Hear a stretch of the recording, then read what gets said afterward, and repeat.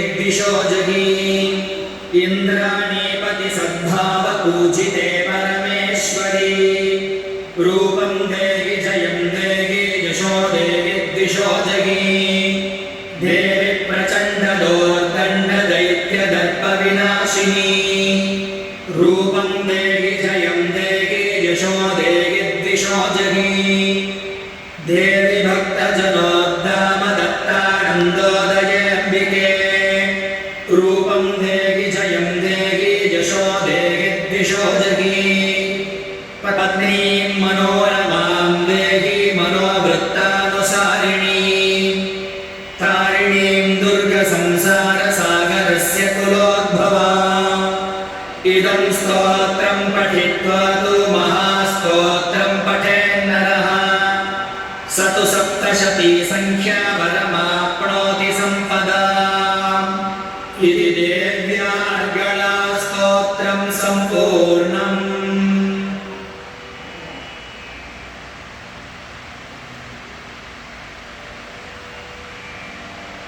अथ कीलकस्तोत्रम्। ॐ अस्य श्रीकीलकमन्त्रस्य शिवऋषिः अनुष्टुप्छन्दः श्रीमहासरस्वती देवता श्रीजगदम्बा प्रीत्यर्थं सप्तशती पाठाङ्गत्वेन जपे विनियोगः। ॐ नमश्चण्डिकायै।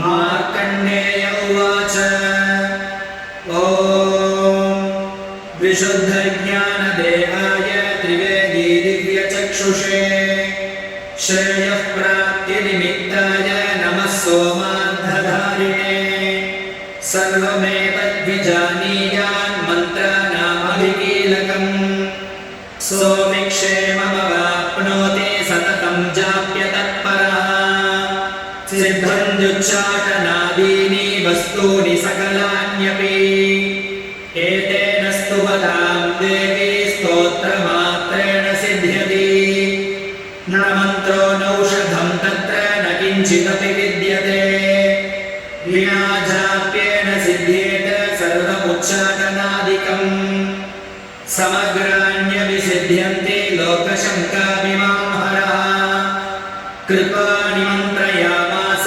सर्वमेवमिदं शुभम् स्तोत्रं वै चण्डिकायास्तु तच्च भुक्तं चकारसः